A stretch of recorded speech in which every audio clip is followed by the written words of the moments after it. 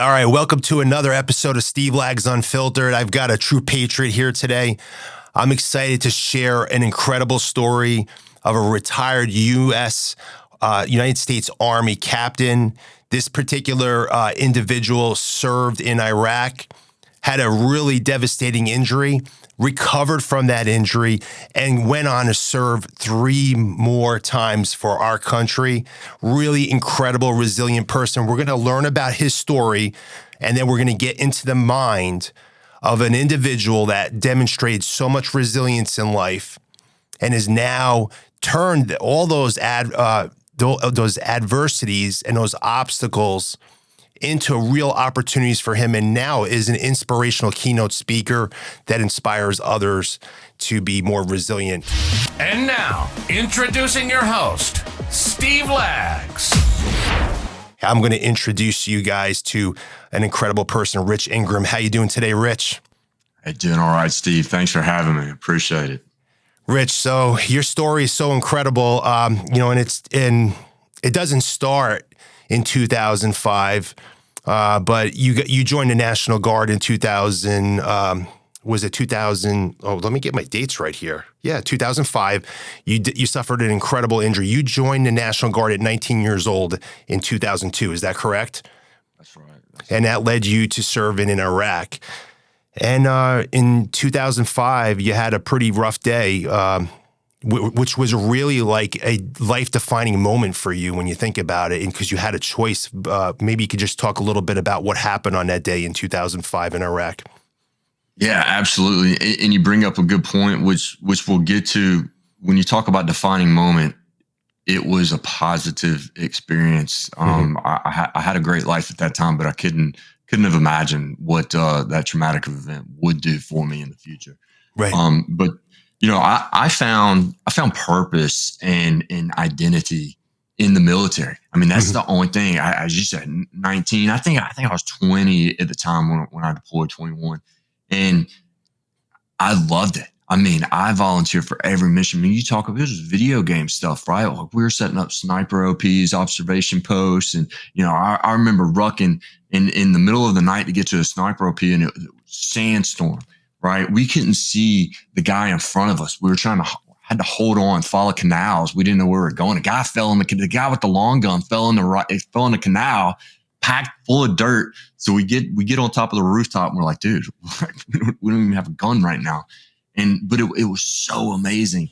And so I really found that purpose in my life. So I thought, and so that day, it was July 20th, this is summertime, 2005. We were west of Baghdad. So it's called the Triangle of Death. So Yusufia, Ludufia, and Mahmudia. And we were just on a 4-vehicle presence patrol, as we call it, just a recon patrol. And I was the rear gunner in a Humvee. So this is before we had the large, mine-resistant vehicles and stuff. And so as a rear gunner, I'm checking the 6, right? Like I have rear security, I have 50 cal. And I'm just feeling every bit of that gun, right? And my vehicle hits a roadside bomb. And, it was not the fight that I envisioned. All of us as young, hard charging kids, like we wanted to fill the shoes of the guys that went before us. And for that to happen, it was a struggle. But when it happened, the vehicle, immediately got thrown into the air and catapulted into a roll. And I just remember dropping into the gunner's hatch like they teach you to do, saying lights out, say a prayer. Right. I knew I was going to die. And, I will say the interesting thing about that is you always wonder what you're going to do in those types of situations. And I feel that I really did handle it well, as far as my training and what was happening. That boils down to battle drills, right? Like we trained tirelessly, not until we got it right, until we couldn't get it wrong. And all of that kicked in. And I like that. You train not until you get it right. You train until you won't get it wrong any longer. That's right. So it just becomes second nature. And that lesson that you learn in the military, that's how it should be in civilian life, right? Like we want to go out swinging, hitting home runs. And so the only way that we can continue to show up is to practice until we can't get it wrong. And so, but I got thrown out of the vehicle. When I landed, I could not believe I was alive, but I saw my driver unconscious in the passenger's seat, what we call the truck commander seat, the TC seat. And so when I went to move, that's when I felt my arm, my left arm. And I just thought it was a break. Because when that happens, it takes a while for the nerves to catch up. Right. And so when I went to feel for the break, I took my right hand and it just hit nothing. Oh, it's missing. And I mean, when I looked down, of course, there's blood everywhere. And my forearm is lying on the ground, just connected to a piece of tissue no bigger than your pinky finger. Wow. And so I'm back into this. I'm going to die. And I remember just saying, like, I'm not fucking dying here. Right. So I just picked my arm up and I ran and I started kicking that vehicle. And Spottiswood, he had just caught up to the unit. I think he was 18. When he came to, his eyes got huge, gets out of the vehicle, but exactly like we had trained. Again, he knew, get the tourniquet out of my pocket, put it on in the exact place of where it should have been and saved my life. Right. And we got an IV started. We waited for the medevac chopper. And an interesting part to that story is one of my best friends. This is a National Guard, right? This is a kid that I went to college with, Paul Saylor, came over and he started holding my hand because I wanted to close my eyes. It's 120 degrees. I'm staring at the sun. I'm hot. I'm sweating. I just lost my freaking arm. And he's like, just hold my hand. And he held my hand until they put me on the medevac chopper. And he let go of my hand. He's like, you can be all right, man. I'll see you soon. He was killed a month later. And so, that was the triangle of death back then. But, I stabilized really well and I was in DC 2 days later. So that happened on a Wednesday. And, I arrived in DC on a Friday. And so that was the event that changed everything. Yeah. So, all right, there it is. Now I'm sure you get, all right, I'm just like imagining, like, while this is happening, is it like a sense of panic during the experience of this where, oh my gosh, like this, or is this just so much adrenaline going on that you almost like, does the experience like a numbing experience, or do you like, is it outer body experience? Like, is it just the most unreal experience that you're feeling while that happens? No, I mean, not for me. I was angry. Okay. Because I knew, when that happened and I'm sitting there and I'm just like, what the fuck, man? Like, this is how it's going to go down. Like, I think we had some pop shots taken at us. Like, it wasn't even a fight. Okay. And I get taken out like that. But everything's running through my head. So a million different things running through my head. So, but I was pretty calm. And the biggest thing for me is, I was flown to Baghdad and that's where they amputated the remaining portion of my arm, did a skin graft and bandaged me up and all that stuff. And when I woke up, I was being wheeled into a hospital room on a gurney. And I remember waking up and rolling over and seeing my arm, my nub, wrapped in bandages. Yeah. And I just closed my eyes and tried not to cry. Yeah. Because everything that I had worked for, because I had a good youth, but I was like a supernova full of energy I just didn't have any direction. And that's what the military gave me. It gave me something to shoot for. I mean, I relied on my physical prowess to spend my life in a combat arms career. That's the only thing that I wanted to do. Yeah. And for that to happen at that young of age, I just, I was back at square one. No direction. What was I going to do now? I felt like a monster. How would I get a girl? How would I brush my teeth? I mean, we don't think about that, right? Like you hold your toothbrush, put your toothpaste on. And so that was very difficult. It all started to come together once I actually saw what had happened to me. Now, do you go through a transition? Because you've got a great story here, like how you overcame this, but do you initially go through a period where like this is depressing? This is just like so like where you feel sorry or feel bad in your initial stages of recovery? Like how fast do you get into like, okay, I'm making a positive choice here? Because there's two ways to go here. And I read all your blogs on your website, which is richingram.com. You've got like a number of blogs there with great stories. And you were talking about, you could have you feared, like, am I going to be one of those, injured veterans that's homeless versus what you are right now? Like, there's two contrasts of where you go. And when do you make the decision? Like, what's that transition look like? I'll say the depression didn't really kick in for a couple of years. I would say. Wow. And the reason why is because I had great care at Walter Reed. I mean, I'm talking, and you have all of these good-hearted folks. This is the beginning of the war that are setting up these nonprofits to reintegrate the wounded soldiers back into, regular civil society. And so for me, what happened is when I arrived at Walter Reed, my mom was in the hospital room with my fly rod, my Sage fly fishing rod. That was one of the only other things that I identified with. I mean, that's my sanctuary, being on a mountain trout stream. Right. And of course, I'm thinking like, well, I rolled my eyes like, what am I going to do with this? But a few days later, my cousin came and he was like, hey, let's go see what we can do with this thing. And so he took me to the front lawn of the hospital, and I'm attached to an IV tree with tubes and a wound vacuum, all this stuff. I mean, people probably thought I was escaping the hospital. Yeah, it was crazy. And so my cousin, he cast a couple times, he hands it to me, and it wasn't long before I started crying. Because another thing that I identified with had been taken away. Right. And my cousin put his arm on me, and he was like, look, dude, let's just keep at it until we get it. Mm-hmm. And so I just channeled anger and frustration, and I figured out I could strip line using my teeth and manipulate my fly cast with 2 fingers. And my view on everything changed from what am I going to do now to whatever it takes. I will keep moving forward. Right. And so that's when my mindset started to shift into, because I had to re-identify myself. Right. And so, it wasn't long after that I signed up for the Army 10 miler. And so I remember I still had open wounds, still had bandages, wasn't attached to an IV tree, and I didn't run too poorly at the time. And a guy comes in a couple days later, and he's like, into the prosthetics lab, and he's like, Rich, you didn't do too bad on that run. Do you want to be on my triathlon team? and so with a little bit of reluctance, because, it was like riding a bike was something to me you did to your 12-year-old buddy's house, in the neighborhood. Right. And swimming, I thought I'd sink or go in circles, but I said yes.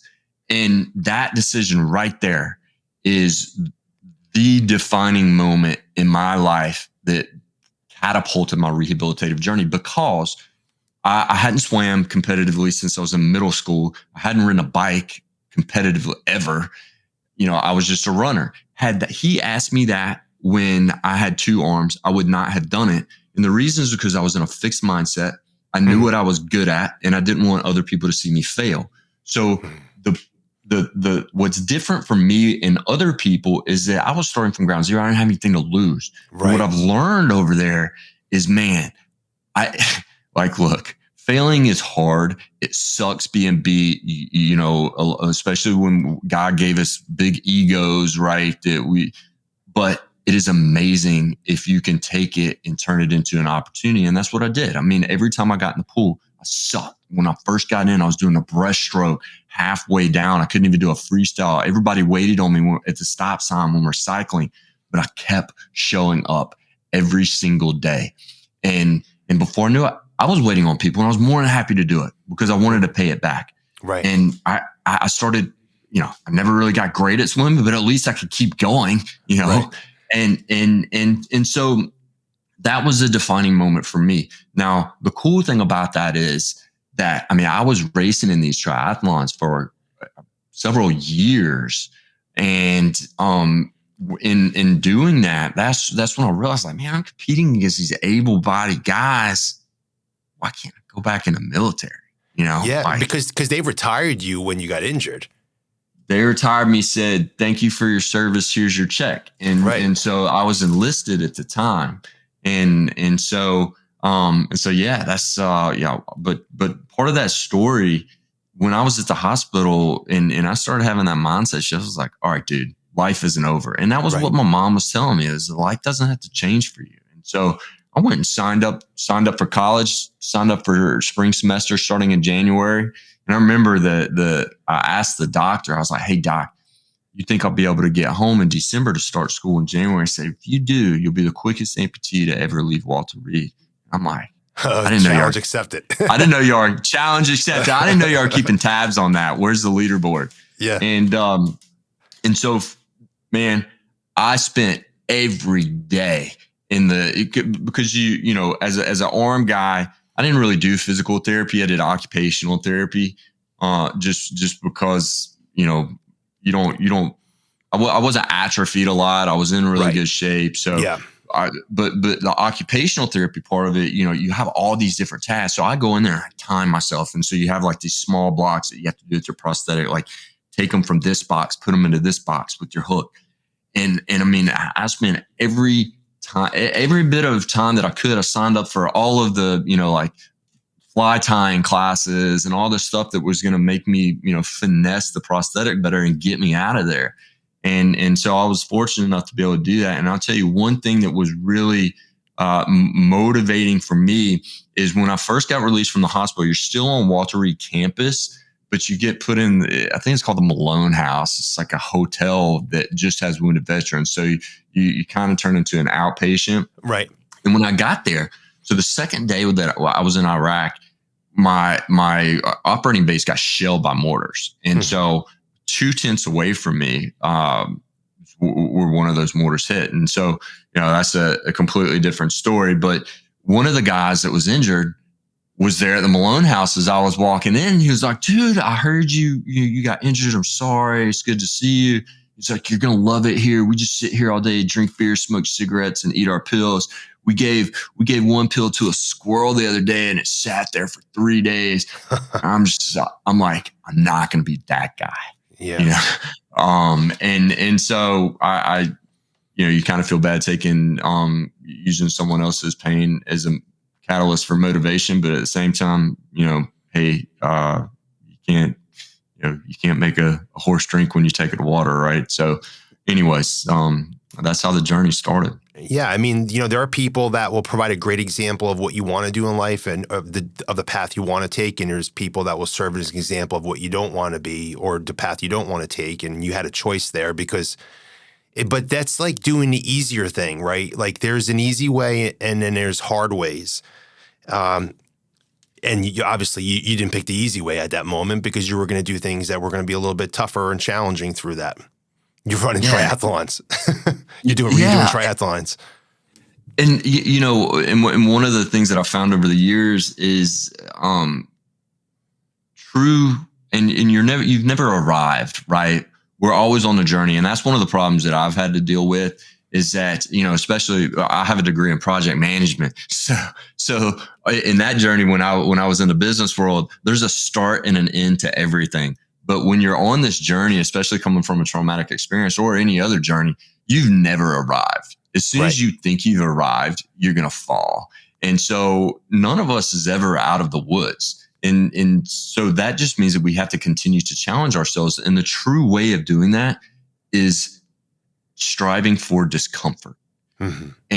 And, you know, I'm not talking about masochism or anything like that, but for me, if generally the easiest way to say is, if I want to do this, then it's probably not hard enough, right? It's not growing me. When we were talking earlier, when I was out running the other day and it was a 108 degree feels like temperature, and I'm still in watching, like, man, I still have an hour to go. Okay, I have an hour for growth. I have an hour to make myself better in this experience.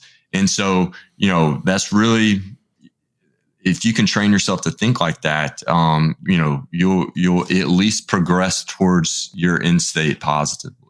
And that's challenging these days because everybody is conditioned to think like, oh, you know, you need to be comfortable. You need to don't be obsessed. Don't work too much. Like, hey, don't be stressed.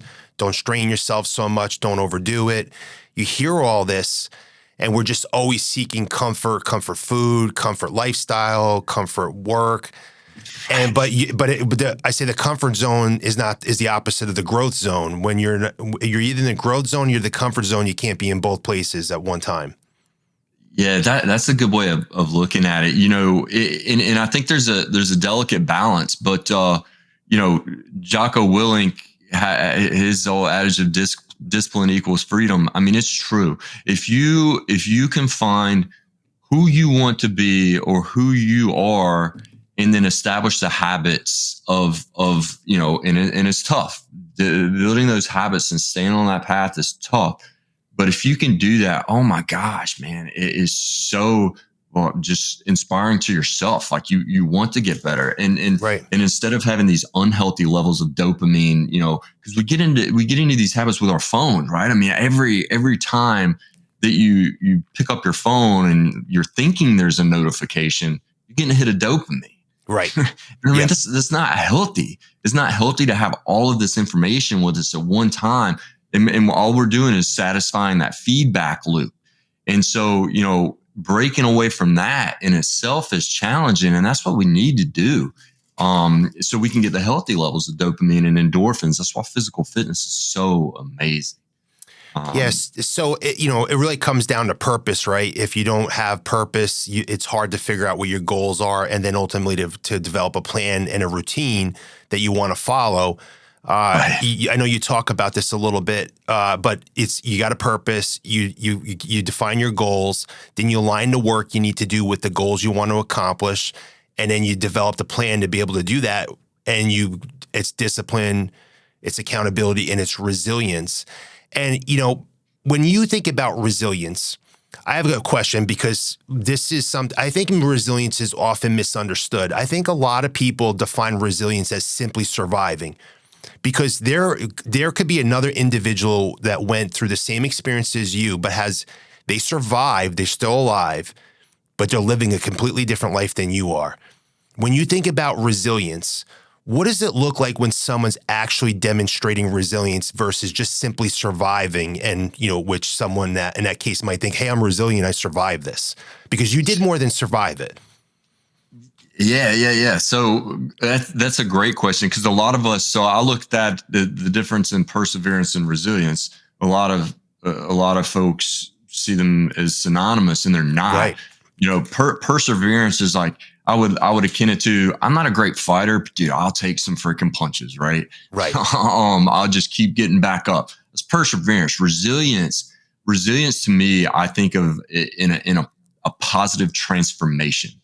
And so, you have taken this opportunity and used it as a catalyst for growth to come out better. Right. That to me is resilience. And so, if you've read my blogs, there's one tool that I use when I'm feeling anxious or depressive or whatever. And it starts off with one, I either meditate, do some breathing exercises, or the next thing is, why am I feeling this way? Or I'm sorry, what am I feeling? Why am I feeling this way? Okay, what are you doing about it? Are you following the plan? Okay, because we need to know that all the pains are just part of the journey, right? We undulate. There's not a clinically sane person on the earth that doesn't feel this way. And then if you need to adjust your plan, do it when you're in a different emotional state, but you have identified that you're either on the right path, that this is just part of the process, or, hey, we'll adjust tomorrow morning or whatever it may be, and then positive affirmations.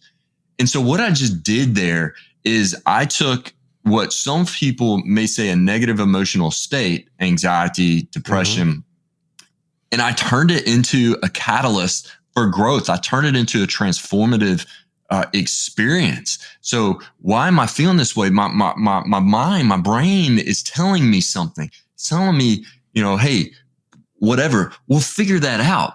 Don't just sit there with it. It's telling you something for a reason. Let's do something about it. And I'll be honest with you, this morning it happened to me. I don't know why. Like I said, whenever out of the woods, I suffer from PTSD, and I'm okay with that. I'm okay with sharing everything. Yeah. But it works for me. I say 10 out of 10 times. I feel amazing, and I feel like I'm on the right path. And so, that is resilience, is taking the opportunity for what you may label as negative and make it positive. Yeah, I love that. And it is being real, and it's just acknowledging, accepting that that's part of the journey. You know, like whether it's people have feeling anxious at moments in their lives. Sometimes we get a little depressed from time. These are normal things.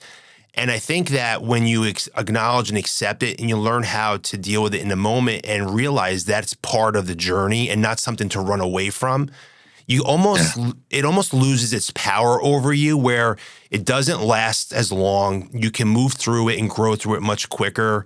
And you just take ownership of it. And also if you're expressing it, you're not keeping it inside to yourself, and it builds up and builds up.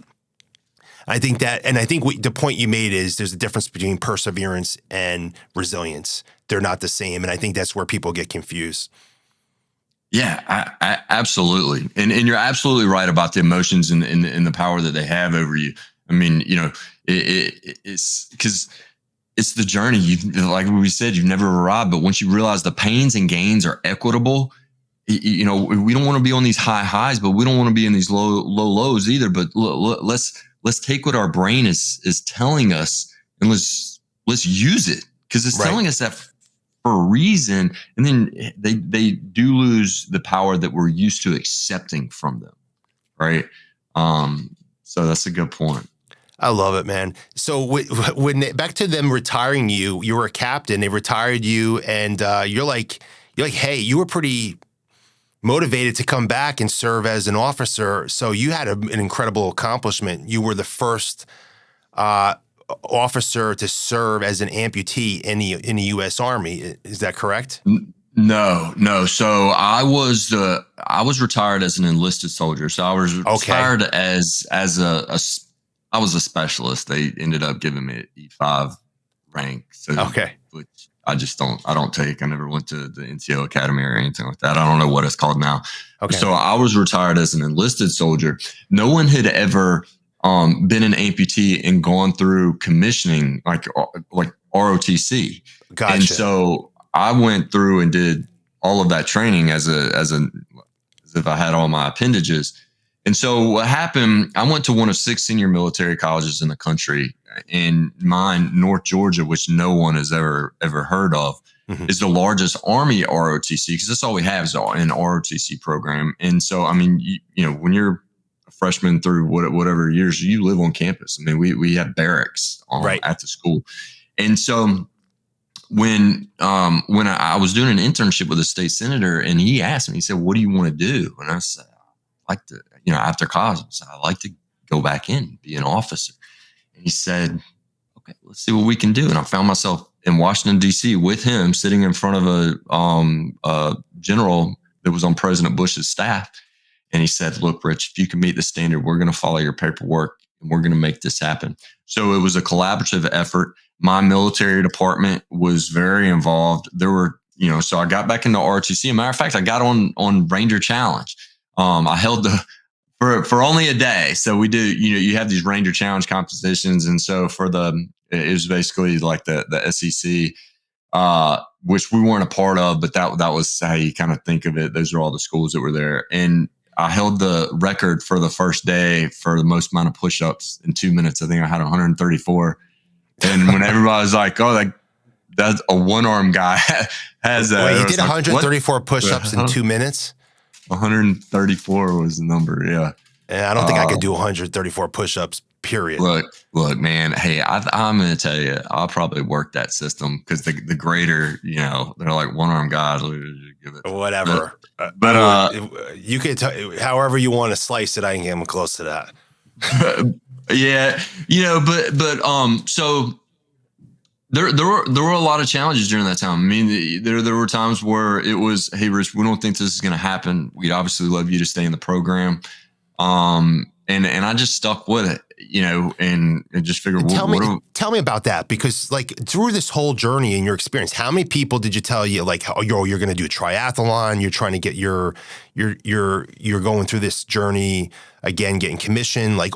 There's got to be people that are like, "Hey, that's not going to happen. Rich, you don't need to do this. Rich, you don't need to be the fastest out of Walter Reed? Like, do you have anybody saying, hey, you're good enough, you don't need to push yourself? Like, do you have to fight this off through this journey? Yeah. I remember very specifically someone telling me like, hey, who are you? You're doing all these things, you're chasing all these things, but like, come to reality. Who are you? And the way that I looked at it is like, I'm going the way that I want to go. Right. Like, and so, yeah. And then you have people, I remember when I was at, what was it called? Advanced camp. So it's a summer before you commission, you go out to Fort Lewis in Washington for 30 days, and you have to, basically you're getting graded on all your tactical leadership and stuff like that. And there was an NCO there that had made, and I didn't hear this, but I got pulled aside for him to apologize to me because he was like, look at this gimp. He's never going to make it. When we were doing water survival, which is right. One, very freaking unprofessional, for an E7 in the Army to say something like that. But it just shows you, like, to be honest with him, like, that's what a lot of people were thinking. He just said it. Right. And I was fine with that. I think to an extent, it did make me push harder. Right. And maybe not for the right reasons. It pushed me hard, but like, I got to prove something. Which I don't think is the best way to go about it. But at the time, it really helped me push to a different level. Yeah. And so, that's how it went down. And look, we didn't even find out. I didn't find out I was going to commission until the night before. So when you commission, it happens on the same day that you graduate. Same timeline.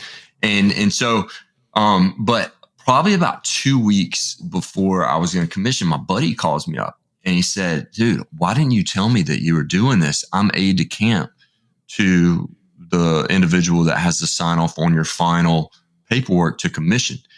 And there was an issue because no one had ever been through the VA system and then had to forfeit their VA benefits to come back in on active duty. And so you did that. And I did that. So I said, hey, look, I don't want it. I want to go back. And this guy that called me, I'm getting chills, was the same guy that asked me to be on his triathlon team. Like, how does that work? And and so Dave Roselle, just a great guy. He actually lost his leg in, golly, I can't remember, but he was the first. So he was an officer when he lost his leg, and he was the first to go back and command a unit in Iraq as an amputee. And I think he lost his leg in 2003, went back in 2004, maybe something like that in the timeline. And so, but my sergeant major calls me the Saturday night or the Friday night before I'm commissioning on Saturday morning. And all my family's in town, at least I'm going to graduate, but I hadn't told them I wasn't commissioning. I mean, they all think I'm commissioning. And so when I finally got that phone call, it was like 6:30 on Friday night. I was like, thank God, I don't got to break this to them that I got to go work for Merrill Lynch or something. So it worked out. I commissioned and, came back in. Yeah, it's just a great example of you can convert anything that you might view as negative, like a liability, into an asset in your life. And you can convert any liability in an asset. There's always an opportunity. You just have to be able to see it, because all problems are really opportunities in disguise. And you think about what you did, and now that has basically changed your life so much. And I'm a father of 3 daughters. If I'm not mistaken, you have a few kids yourself, right? What are you giving me that look for? 3 daughters. My wife was out of town this weekend, and so I was solo with a 5, 3, and 2-year-old. I go girl, boy, girl. Man, girls are tough. I mean, boys, you know how boys are. They'll just go outside and break stuff, but girls, man. Anyways. Yeah. So, but think about, my passion is leadership. And I believe strongly that if you're a parent, your most important leadership role in your life will be parenting and leading the children that you parent, because really it is about leading them. When you think about the lessons that you learned in life, about what the adversities that you overcame and how you converted them, how do you apply that as a parent to raising your children right now? How has that shaped your parenting? So one,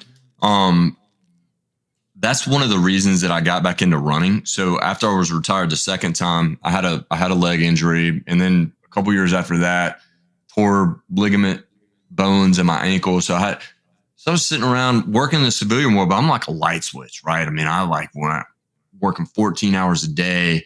And anyways, my daughter, this is, I don't know, 4 years ago or whatever, called the couch my bed.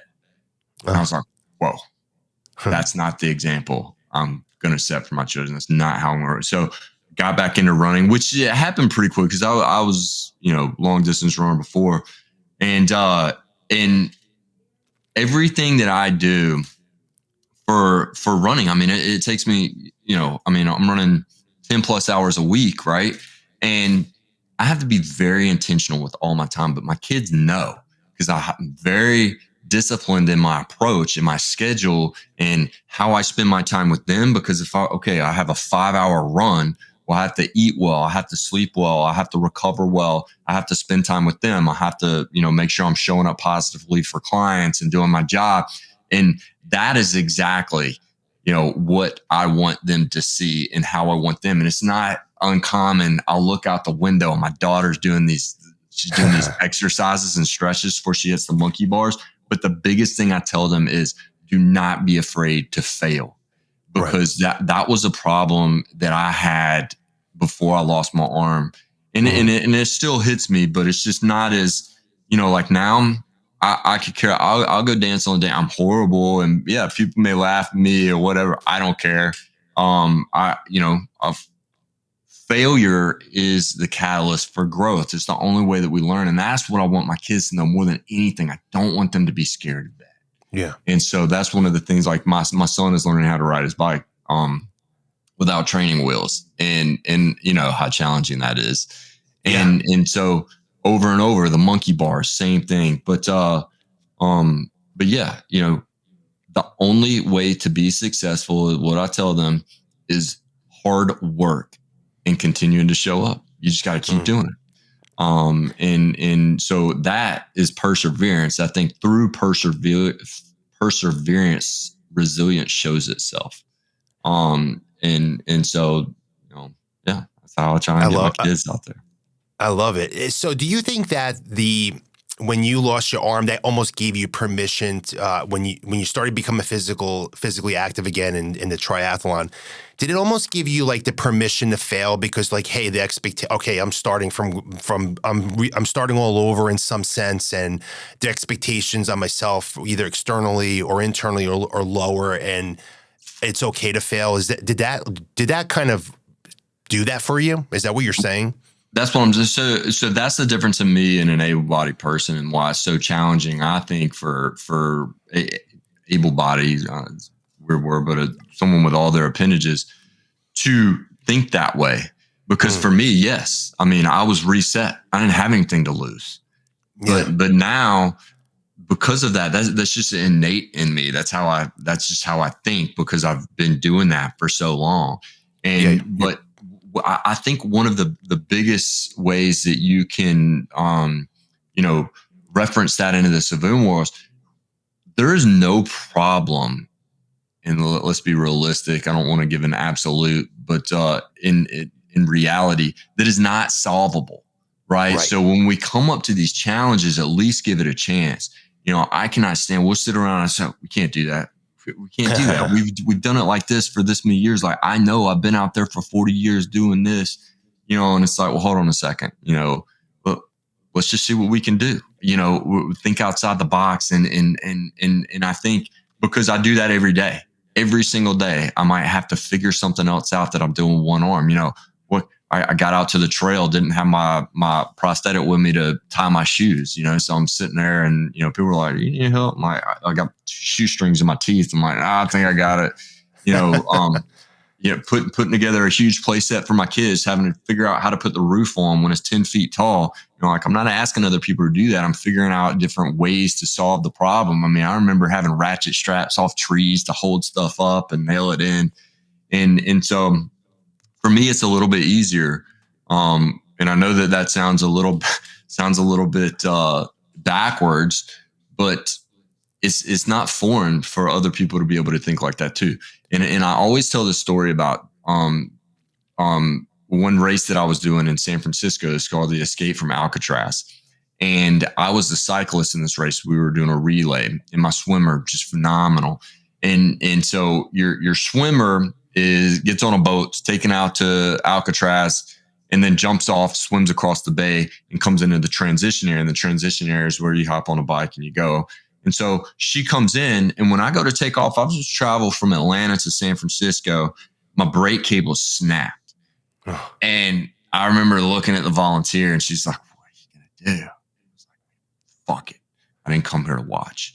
And so I took off. No brakes. No brakes in, undulating San Francisco. And I mean, I had holes in my shoes. That's how I tried to stop. But I ended up beating 30 professionals. Now, granted, I was only doing the cycling portion. They were doing the entire race. But dude, I crushed that race. And the reason is because obviously I didn't have brakes on, but I learned so many things about my abilities by not having brakes, where I otherwise would have been I was going too fast. I'd have to turn and quick, turn fast in these downhill turns. Mm-hmm. It by removing that limitation, it put me into a different bracket. From then on, my cycling was just, I was on a different level with everyone because of that experience. And so my point is you have got to remove your mental limitations. And it is scary as hell, but you have got to remove those limitations, take your brakes off for a transformative experience to go into a different level. And so you have to identify, in my mind, what is holding you back when you go to show up. What is holding you back from that growth? And dude, you got to say, fuck it. And what's holding you back? What's holding a person back from their growth? Is it ever any reason other than something inside themselves? Oh, it's always inside yourself. Like I just said, when you're solving problems, there's always a way to solve a problem, within reason. And so, yeah, it's always mental. And most of the time, a lot of times it comes from, either a fear of failure or confidence. Yes. 100%. That's it. So good, man. Your story's so awesome. Well, hey, listen, so much to learn from you here today. It was such a pleasure learning about you. I thanked you before we started recording, but I'm going to thank you again for your service. You're a patriot. I really appreciate it. If there's not brave men and women like you serving this country, we wouldn't have the freedoms that we have here that so many of us, on a daily basis take for granted. So I really appreciate it. And then just an amazing example of being able to convert a problem into a real opportunity. And so you can always convert negativity into positivity, problems into opportunities in life, but it all comes down to making a decision of what you're going to do. You have a path to take. It's a fork in the road, and it comes down to your mindset, having a growth mindset about it. And Rich, you're like the exemplary example of that. Thank you. I appreciate it. Well, it was challenging to get there, but that's right. But is anything rewarding ever not challenging at the end of the day? Why would you do it? Right. You read anything on flow states, it's all about you. It has to be challenging for you to enter flow. And so, everything comes from the challenge, but you got to remember, it's all about the process, not the product, because you have never arrived. That's right. So Rich, if our listeners want to reach out to you, book you for a keynote speech or just to learn more about you, connect with you, how do we get a hold of you? How do we reach you? Yeah, richingram.com. Just go to the website. You'll see contact info there, and you can learn a little bit more about me. Would love to, address any opportunities. Rich, appreciate you so much, buddy. Thanks for joining. Everybody, that's another episode of Steve Lags Unfiltered. We'll see you next week. That's all for today's Steve Lags Unfiltered Journey. Subscribe, rate, and leave a review to fuel your success journey. Also, be sure to listen to us on your favorite podcast channel or outlet. Stay tuned, stay unfiltered, and we'll catch you on the flip side.